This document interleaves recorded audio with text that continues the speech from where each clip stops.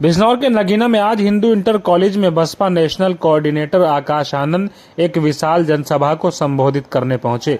कार्यक्रम में जिले भर से जन सैलाब उमड़ा। आकाश आनंद ने भीम आर्मी चीफ चंद्रशेखर व भाजपा तथा सपा पर जमकर निशाना साधा और आकाश आनंद ने विपक्षी दलों के नेताओं पर खूब भड़ास निकाली। दरअसल बिजनौर के नगीना हिंदू इंटर कॉलेज में आज बसपा प्रत्याशी सुरेंद्र पाल के हक में वोट की अपील करने के लिए मायावती के चहीते भतीजे वे बसपा के नेशनल कोऑर्डिनेटर आकाश आनंद पहुंचे। कार्यक्रम में आकाश आनंद के चहीते लोगों ने उनका फूल मालाओं से स्वागत किया। बता दें कि कार्यक्रम में मायावती के कार्यकाल में किए गए विकास कार्यों की आकाश आनंद ने जमकर सराहना की।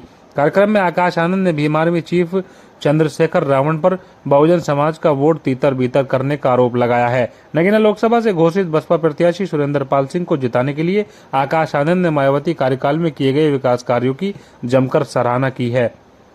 आकाश आनंद ने कहा कि बसपा का नगीना लोकसभा से जो प्रत्याशी है सुरेंद्र पाल सिंह किसी से कमजोर नहीं है। वह हर एक दलित व गरीब पिछड़े लोगों के साथ खड़े हैं और उनके साथ खड़े होकर नगीना लोकसभा में विकास कार्य कराएंगे।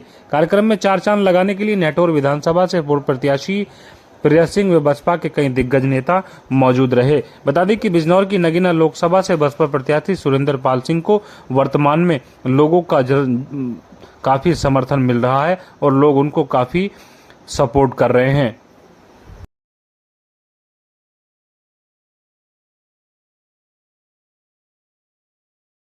पूरे देश में बड़े बड़े पूंजीपतियों व धरना सेठों के धन बल से नहीं बल्कि अपने समर्थकों कार्यकर्ताओं के तन मन धन से हमेशा से अपने चुनाव लड़ते आई है और आगे भी अपने कार्यकर्ताओं के समर्थनों के धन से ही अपना चुनाव लड़ती आएगी।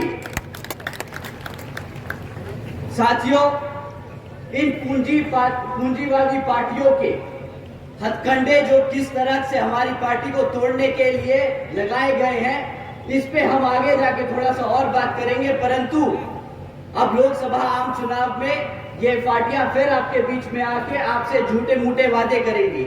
झूठे मूठे क्या, मीठे मीठे वादे करेंगी। आपको बताएंगी कि किस तरह वो आपके लिए सीटें आरक्षित करेंगी, किस तरह आपको मुफ्त में राशन देगी। परंतु इस बारी पहले आप उनसे पूछिएगा कि भाई जब पिछले 10 साल से तुम सत्ता में आसीन हो तो उसका जरा रिपोर्ट कार्ड हमें दे दो, उसके बाद हम तुम्हें बताएंगे कि वोट देना है कि नहीं। और इस बारी मैं कुछ मुद्दे आपके बीच में छोड़ के जा रहा हूं जो आप उनसे पूछ सकते हैं। साथियों, पिछले 10 साल से भाजपा केंद्र की सरकार में आसीन है और उनसे आप सिर्फ 3 मुद्दों पे बात कीजिएगा कि भाई तुमने हमारे बच्चों की शिक्षा के लिए क्या किया, उन्होंने हमारे युवा साथियों के रोजगार के लिए क्या किया और हमारे बड़े बुजुर्गों की सुरक्षा के लिए क्या किया। साथियों, मैं ये कुछ पॉइंट्स आप पे छोड़ के जा रहा हूं जो आप उनसे जरूर सवाल कीजिएगा। साथियों, शिक्षा के मामले में बीजेपी की सरकार के नाम क्या क्रेडिट आता है? हर दूसरे तीसरे महीने पेपर लीक की खबरें आती, ये है इनकी शिक्षा। पिछले ही कुछ महीनों में उत्तर प्रदेश में भाजपा की सरकार में कुछ पुलिस कांस्टेबल की पोस्ट के लिए एक एंट्रेंस एग्जाम रखा।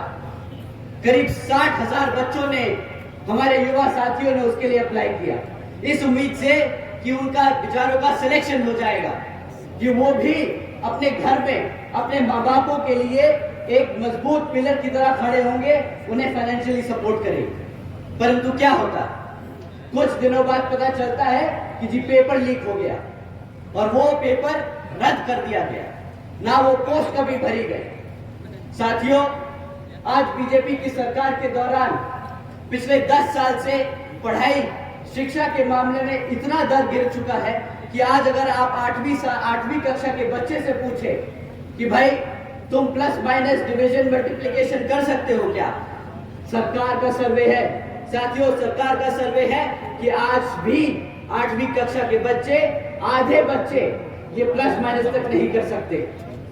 किस बात की शिक्षा दी है उन्होंने पिछले 10 साल में? साथियों, अगर आप बोलते हैं कि इंडिया को आप वर्ल्ड में सबसे बड़ी इकोनॉमी बनाने जा रहे हैं, तो उसकी सबसे बड़ी सबसे बेस फाउंडेशन एजुकेशन होती है, हमारी शिक्षा होती है। और आप अगर भारत से अमेरिका में काम लोगे, अगर आप भारत से चाइना में काम लोगे, अगर आप भारत से यूरोप से काम लोगे, तो आपकी बेसिक एजुकेशन क्या है कि आपको अंग्रेजी बोलनी आनी चाहिए।